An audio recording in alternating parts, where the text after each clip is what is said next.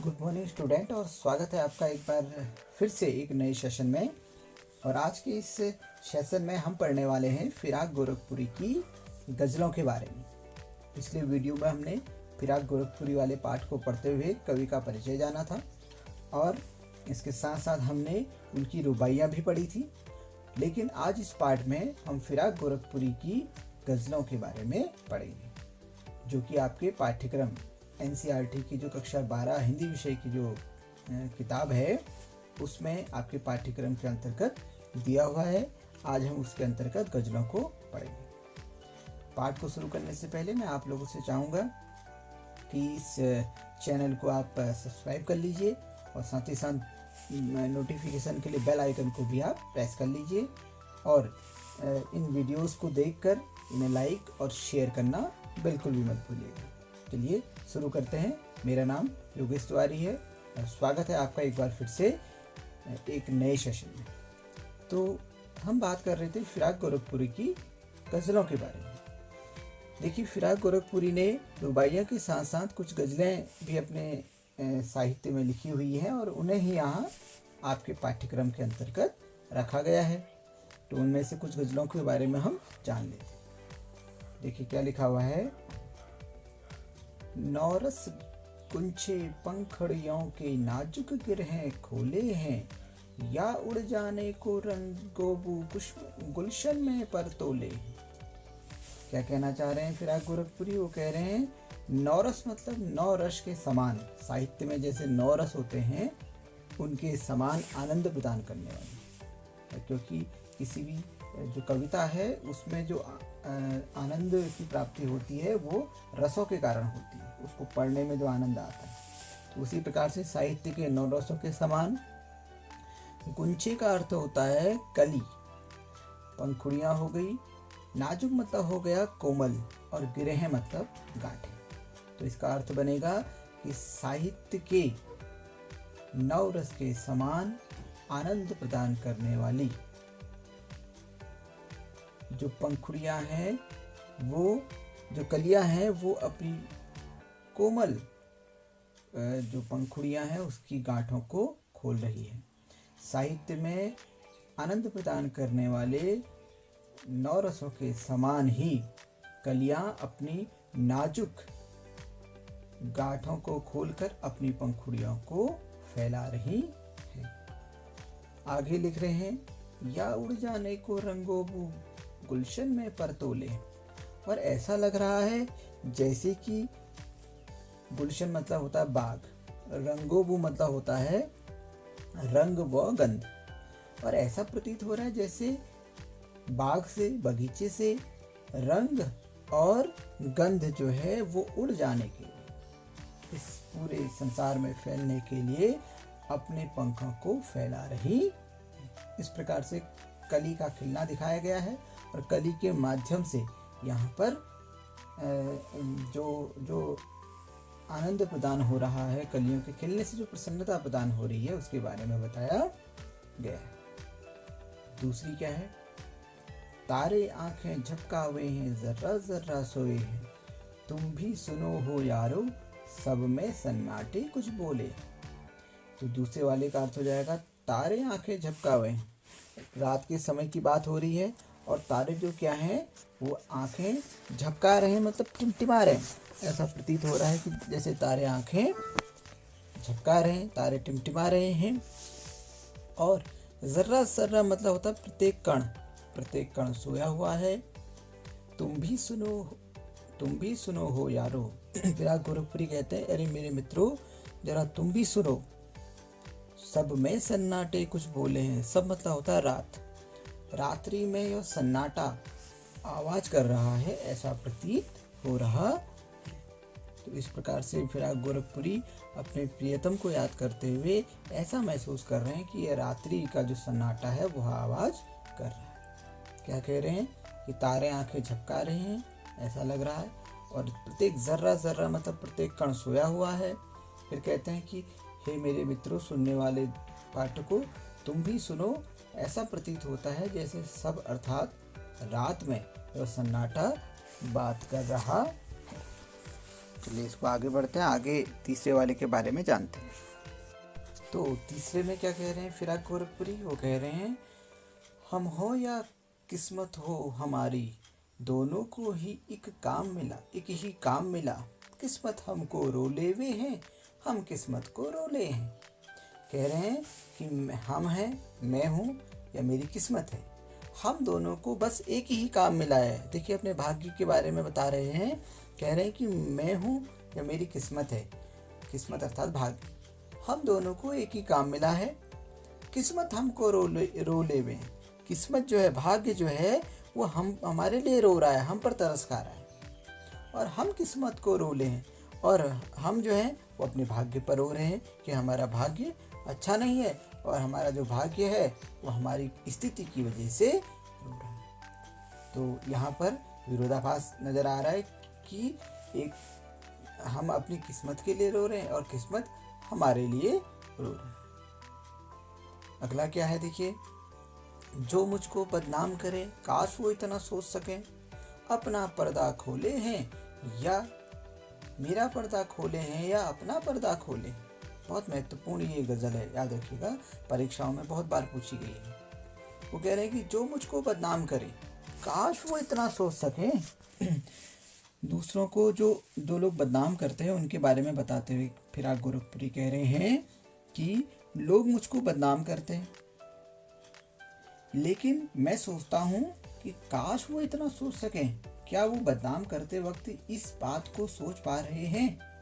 कौन सी बात? मेरा पर्दा खोले हैं या अपना पर्दा खोले हैं।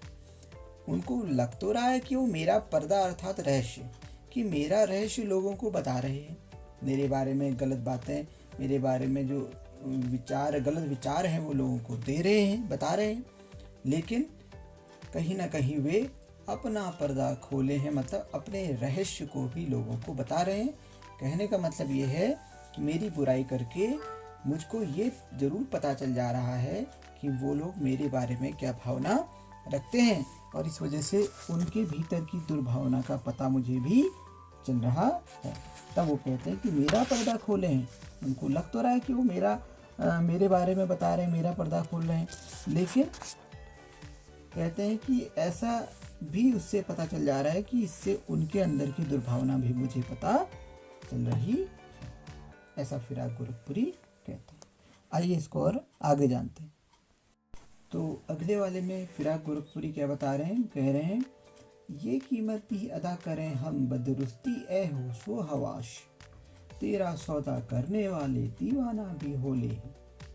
कह रहे हैं कि हम बदरुस्ती ए होशो हवास का अर्थ होता है विवेक के साथ, सोच समझ के। कह रहे हैं कि कीमत अर्थात मूल्य। हाँ, तो कह रहे हैं कि हम अपने प्रीतम के लिए कह रहे हैं कि हे प्रिय, मैं पूरे होशो हवास में, पूरे विवेक के साथ इस कीमत को भी अदा कर रहा हूँ। कौन सी कीमत? मैंने तुमसे प्रेम किया है, और इस प्रेम संसार के विरोध के कारण के चलते हुए भी मैं तुमसे अभी भी प्रेम करता हूँ, और यह एक कीमत के समान ही है, लेकिन इस कीमत को पूरे होशो हवास के साथ में अदा कर रहा हूँ। तो कह रहे हैं कि तेरा सौदा करने वाले दीवाना भी होले, अर्थात मैंने तुमसे प्रेम रूपी सौदा कर लिया है, और मैं दीवानों के समान ही व्यवहार कर रहा हूँ। मैंने तुमसे क्या कर लिया है? तुम्हारे प्रेम में मैं डूब गया हूँ और दीवानों के समान हो गया हूँ। एक प्रकार से मैंने तुमसे प्रेम का सौदा कर लिया है। तो यहाँ कहीं पर फिराक गोरखपुरी इन लाइनों के माध्यम से ईश्वर के प्रति प्रेम को भी बता रहे हैं। अगले वाले में क्या कह रहे हैं देखिए, तेरे गम का पासे अदब है, कुछ दुनिया का ख्याल भी है, सबसे छिपा के दर्द के मारे चुपके चुपके रोले। अब प्रिय के जो उसकी प्रियतम है उनके वियोग के बारे में बता रहे हैं कि तेरे गम का पासे अदब है। गम मतलब दुख, पासे अदब मतलब सम्मान का। हालांकि तुमसे मैं बिछुड़ गया हूँ, लेकिन तुम मुझसे बिछुड़ने के कारण जो मुझे दुख है, उसके बाद भी मेरे मन में तुम्हारे लिए सम्मान का भाव है। लेकिन मुझे कुछ दुनिया का ख्याल भी है कि लोग मेरी इस स्थिति के बारे में क्या कहेंगे। सबसे छिपा के दर्द के मारे चुपके चुपके रोले। कहते हैं कि सबसे छिपा के दर्द के मारे चुपके चुपके रोले हैं, अर्थात मैं अपने इस दर्द को सबसे छिपाया हुआ है। मैं किसी को भी इस दुख को नहीं बता रहा हूँ, क्योंकि अगर मैं इस बात को लोगों के सामने रखूं कि मैं तुमसे प्रेम करता हूँ, तो लोग मेरे प्रिय को अर्थात तुम्हें बदनाम करने में भी नहीं चूकेंगे। इस वजह से मैं लोगों से कुछ नहीं कहता हूँ और दुनिया का ख्याल रखता हूँ, लेकिन उसके बाद भी मेरे भीतर जो दुख है उसको सबसे छिपा कर दर्द के मारे मतलब दुख के कारण मैं अकेले में चुपके चुपके रोया करता। ये देखिए आगे क्या कह रहे हैं। तो अगले वाली गजल में फिराक गोरखपुरी क्या कह रहे हैं। फितरत का कायम है तवाजुन, आलमे हुस्नो इश्क में भी उसको उतना ही पाते हैं खुद को जितना खोले हैं। फितरत का अर्थ होता है स्वभाव या प्रवृत्ति। कायम मतलब स्थापित होना, तवाजुन मतलब होता है संतुलन, और आलमे हुस्नो इश्क का अर्थ होता है प्रेम व सौंदर्य की अवस्था। कहने का अर्थ ये है प्रेम और सौंदर्य की जो स्थिति होती है उसका जो फितरत अर्थात स्वभाव होता है, उसमें एक प्रकार का तवाजुन अर्थात संतुलन कायम मतलब स्थापित होता है। प्रेम और सौंदर्य की जो प्रवृत्ति होती है उसमें एक प्रकार का संतुलन स्थापित होता है। कैसा होता है देखो, वो कह रहे हैं कि इस क्षेत्र में सदैव लेन देन बना रहता है और लेन देन में एक संतुलन होता है। क्या कह रहे हैं, उसको उतना ही पाते हैं खुद को जितना खोले। उसको मतलब प्रेम को कहते हैं कि प्रेम को हम उतना ही प्राप्त कर पाते हैं, उतना ही प्रेम हमें मिलता है खुद को जितना खोले हैं, अर्थात जितना अधिक हम दूसरों को प्रेम बांटेंगे उतना ही अधिक प्रेम हमें प्राप्त होगा। इस प्रकार से प्रेम में लेने और देने का एक संतुलन बना रहता है। अगले वाले में क्या कह रहे हैं देखो। आबो ताब अशआर न पूछो तुम भी आंखें रखो हो। आबो ताब अशआर का अर्थ होता है चमक दमक। कहते हैं कि तुम मेरी इन शायरी की इन शेरों की चमक दमक को मत देखो, तुम भी आंखें रखो, तुम्हारे भी तो आंखें हैं, अर्थात तुम भी तो किसी चीज को देखने समझने की शक्ति रखते हो। ये जगमग बेतों की दमक है या हम मोती तोले हैं। बेतों मतलब शेर, और देखने में तो ये मेरी शेरों की चमक नजर आ रही है, अर्थात जो मैं यहाँ पर शेर और शायरी कर रहा हूँ उसकी चमक दमक नजर आ रही है, लेकिन कहीं ना कहीं भीतर मन से या हम मोती रोले हैं, अर्थात मैं ये मेरे भीतर की पीड़ा है जो मैं अपने वाणी में व्यक्त कर रहा हूँ, और यही जो मेरी पीड़ा है ये आंसू रूप में मोती के रूप में निकलकर उनकी चमक को बढ़ा रहे हैं। इस वजह से मेरे शेर जो हैं, शायरियाँ जो हैं, इनमें चमक दमक बढ़ रही। अर्थात वो कहते हैं कि केवल मेरे शायरियों की चमक को मत देखो, बल्कि उसके अंदर जो दुख का भाव है उसको भी ध्यान रखो। अगला क्या है देखो। ऐसे में तू याद आए है अंजू मने मई रिंदों को, रात गए गर्दू पे फरिश्ते बाबे गुनाह जब खोले। तो क्या अर्थ बनेगा इसका। वो कह रहे हैं कि ऐसे में तू याद आए है अंजू मने मई रिंदों को, रात गए गर्दू पे फरिश्ते बाबे गुनाह जब खोले।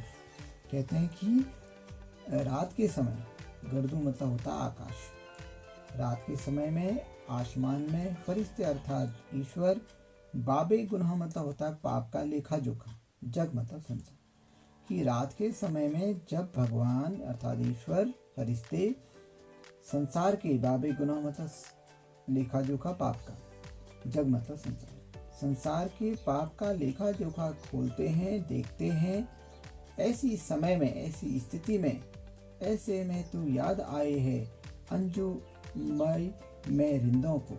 अंजू मने मई का अर्थ होता है शराब की महफिल, और रिंदों का अर्थ होता है शराबी। तो ऐसी स्थिति में जो शराबी होते हैं वे शराब की महफिलों में बैठकर ईश्वर को याद करते हैं और अपने पापों के लिए क्षमा मांगते। कहने का अर्थ है कि रात के समय में जो फरिश्ते हैं वो जब आसमान में बैठकर धरती पर जगमगती पृथ्वी के लोगों के पापों का लेखा जोखा देखते हैं, उस समय जो शराबी होते हैं, रिंदों मतलब शराबी, वह शराब की महफिलों में बैठकर अपने पापों के लिए ईश्वर को याद करते हैं। अगला है सदके फिराक एजाजे सुखन के कैसे उड़ा ली ये आवाज। कहते हैं कि एक फिराक गोरखपुरी से लोग कहते हैं कि लोग मेरी जो शायरी है उस पर बहुत ही मुग्ध हो जाते हैं और अक्सर मुझसे प्रश्न करते हैं। क्या कहते हैं? सदके मतलब होना है नेछावर हो जाना, ठीक है।